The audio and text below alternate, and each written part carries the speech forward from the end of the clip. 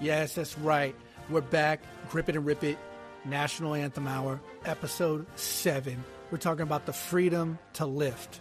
We talked about the freedom of speech. I spoke about how no person deserves death for speaking freely. Well, I also believe that everyone should be able to lift freely, lift weights freely, barbells, dumbbells, machines, cardio, track, running, jumping, hopping, skipping, turning, punching, throwing hands, doesn't matter. You have the freedom to lift. And I'm going to read you a little excerpt. The father of modern bodybuilding culture, promoter of the first bodybuilding contest in modern history with a cash prize bigger than any contest for the next 75 years, and the guy Jack LaLanne ripped off for just about everything. His name is Bernard McFadden. You've never heard of him because he was a full-blown weirdo and did insane physical stunts even into old age, and thought, very rightly at the time, that medical doctors were monsters. America is a nation founded upon a belief of individualism above all, if the propaganda rammed down our throats on a daily basis is to be believed. Certainly, the eccentric has played a massive role in American society, from the flamboyant antics of Little Richard, Lady Gaga, and Prince in pop music, to the oddly accessible masculinity and hyper-fitness of Bernard McFadden, to the drug-added artistic intellectualism of Ken Casey and Hunter S. Thompson, to the bizarre mad scientist brilliance of Nikola Tesla, to the utterly insane engineering genius of Howard Hughes and R. Buckminster Fuller. America's global dominance for the last century is built upon rampant, brazen individualism. Breaks with convention put man on the moon, into the air, under the sea, and gave us everything we take for granted today, from electrical power to the zipper. Americans seem drawn to eccentrics like white trash to Oxycontin, though they secretly judge and condemn their oddball idols, even as they explain away their behavior as somehow relatable.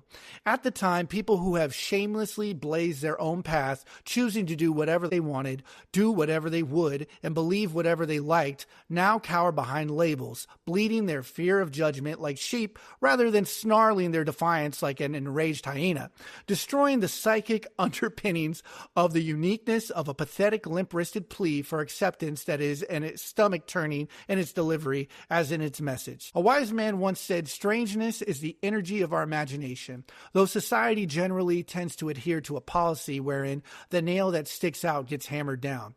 Wildly eccentric and prolific geniuses like Tesla and Hughes usually die alone and impoverished, in spite of the fact that the modern world could not exist without their work. Modern horror fiction would likely not exist without influence of Edgar Allan Poe and H.P. Lovecraft, yet both men died tragically, bereft of both friends and material comfort. Unmatched strength luminary Arthur Saxon died penniless in a gutter, much like Edgar Allan Poe. Badass boxer Joe Louis died owing virtually everyone. And the lifelong outsider, who was the father of modern pop music, Stephen Foster, died alone with 38 cents in his pocket. Yet, without these people, our modern world simply would not exist. They should not be celebrated as the gods of modern society, yet men like Henry Ford, who turned men into mindless automations regulated by dickheads with stopwatches and accountants, and the psychotic sneak thief Thomas Edison, who did far more to destroy normal human sleep habits than any other human in his history and stole everything from the rights to hundreds of other people's films to the life's breaths out of elephants, are the men behind the curtain credited with tending the machines of progress. Why is this? Is it because of the fine line between genius and insanity is also a line between self-improvement and self-destruction? Is it because a society in which the majority worships an alleged faultless God and demands the same of mortal heroes? Is it because the bland shadows of true innovators labeled as tireless hard workers rather than inexplicable geniuses? Are the tasteless pap fed to babes for ease of digestion rather than the deliciously habanero Latin street tacos that might have one shitting their pants for a couple hours? Of course, we call the changes compassion, reasonableness, and progress, but they are actually enfeeblement, stupidity, and degeneration. Mark Marabello. Perhaps it's a bit of both. perhaps it is neither. Perhaps it is the formlessness of the true individualist, following their whims through life. Their path is erratic, their movements unpredictable, their motivations too obscure and lacking easily identifiable form, wedded to atavistic notions of self, intrinsically motivated and truly apart from society in every way. The true individualist is both a vaunted goal and something completely inaccessible to people who are members of a society that rewards collective thought and shuns the unusual and the unconventional. It is not light that we need, but fire. It is not the gentle shower, but thunder. We need the storm, the whirlwind, and the earthquake. Frederick Douglass. We live in a time where more than ever people wish to seem a part of the collective and whose every thought and action are scrutinized and criticized when they deviate from the norm. Where children make their parents pay for coaches to learn Fortnite rather than playing the fucking game and figuring out for themselves. When individual thought and action is as shocking and reviled as it is for lemmings or citizens under a totalitarian regime. When dogma and partisanship reign supreme and possession of opposing views makes one the enemy rather than an object of intrigue and, progression of intelligent debate. A conclusion is simply where you stop thinking. Black Iron Prison. As society fractures into smaller and smaller segments, people hold even more sacrosanct the precepts that held forth their given group. Christian Republicans justify inhumane treatment to impoverished people fleeing collapsed societies with their holy book, in spite of the obvious hypocrisy in doing so. Allegedly, pacifists, leftists justify pointless violence by pointing at the distasteful social opinions of the right.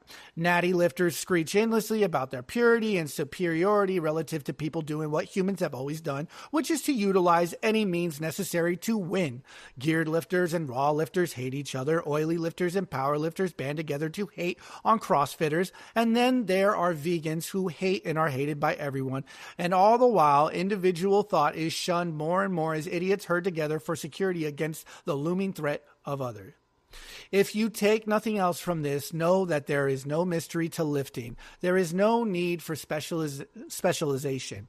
There is no need to hire coaches and trainers. There is no need to obsess over it. The mystification of weightlifting is one of the most odious trends in strength sports, and one that should quite frankly be met with violence. The people mystifying strength sports, promulgating meaninglessly complex terminology that obfuscates the simplicity of battling gravity are not your friends. They are the enemy, an enemy hiding in plain sight, pretending to be sorcerers when most of them fail to accomplish even basic strength feats. They're thieves and charlatans and generally terrible people. Doubt everything, find your own light. The Buddha. All right. Anyways, I'm just going to end it on that note. But what you can take away from this is to be yourselves, right? That we should not be limited to our imaginations. We should actually just go. The people who aren't recognized, the underdogs, the people who just don't get enough recognition, those are the people who trailblaze and make the way into lifting, right? I discovered this myself when I was applying. And pardon everybody for reading this if I tripped up a little bit. We're just doing one take raw. So what you're hearing is what you're hearing. This episode is that we have the freedom to lift, right? By the way, that whole paragraph was read by Jamie Lewis. He's pretty much one of the better lifters and good friends that I've worked with. So, well articulated to the point of just pushing oneself, right? Just to get some inspiration. And I'm here to share that inspiration with everybody, because that's what we do. My output is similar to my input, and that's to go balls to the wall, give it your all, and don't give a fuck what anyone thinks. That's it.